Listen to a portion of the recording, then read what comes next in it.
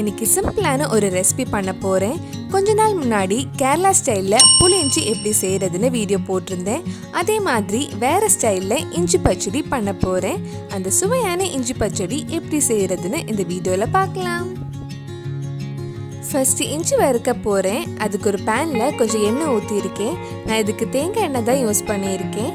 அதில் 1/2 கப் சின்னதாக கட் பண்ண இஞ்சி சேர்த்து நல்லா வதக்கலாம்.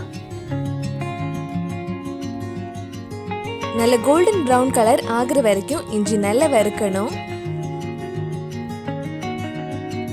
இஞ்சி நல்லா வறுத்தாச்சு. இது இன்னொரு பிளேட்டுக்கு மாற்றிட்டு அதே பேனில் 3/4 கப் துருவன தேங்காய் எடுத்திருக்கேன். இது கூட 3/4 கப் சின்ன வெங்காயம், 3 பச்சை மிளகாய் ஆட் பண்ணலாம். இதெல்லாம் சேர்த்து இந்த தேங்காய் நல்லா ப்ரௌன் கலர் ஆகிற வரைக்கும் நல்லா வதக்கிக்கோங்க. நம்ம சேனலில் இதுக்கு முன்னாடி பண்ண புளி இஞ்சி வீடியோ நீங்கள் இன்னும் பார்க்கலன்னா அதோட லிங்க் கீழே டிஸ்கிரிப்ஷனில் இருக்குது. மறக்காமல் அந்த ரெசிபியும் போய் பாருங்கள். தேங்காய் இந்த மாதிரி நல்லா வறுத்ததுக்கு அப்புறம் இதில் 1/2 டீஸ்பூன் மல்லிப்பொடி, 1/2 டீஸ்பூன் மிளகாய் பொடி, கொஞ்சமாக மஞ்சள் பொடி ஆட் பண்ணலாம். இந்த மல்லிப்பொடி மிளகாய் பொடி பச்சை வாசனை போகிற வரைக்கும் கொஞ்சம் நேரம் வதக்கலாம்.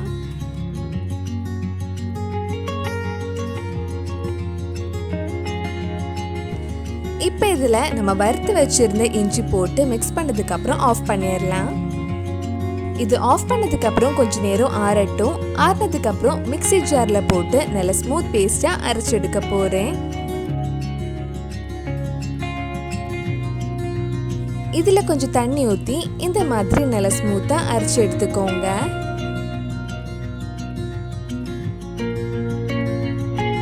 இது கூட ஒரு சின்ன பீஸ் புளி தண்ணியில் ஒரு 10 நிமிஷம் ஊற வச்சிருங்க.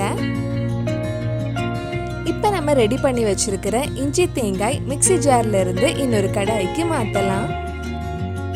இதில் 1/4 கப் புளி தண்ணி ஊற்றலாம். நம்ம தேங்காய் அரைச்ச அதே மிக்ஸி ஜாரில் மறுபடியும் ஒரு 1/2 கப் தண்ணி எடுத்து இதில் ஊற்றிருக்கேன். இதில் தேவையான அளவு உப்பு போட்டு மிக்ஸ் பண்ணதுக்கப்புறம் கொஞ்சம் நேரம் கொதிக்கட்டும்.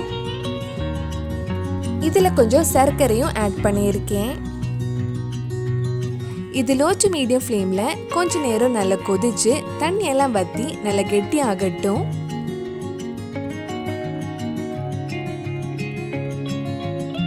இந்த மாதிரி நல்லா கொதிச்சு கெட்டியானதுக்கப்புறம் ஆஃப் பண்ணிடலாம். கடைசியாக இதில் கொஞ்சம் கடுகு கருவேப்பிலை தாளிச்சு போட்டால் நம்ம சுவையான இஞ்சி பச்சடி ரெடி ஆகிடும்.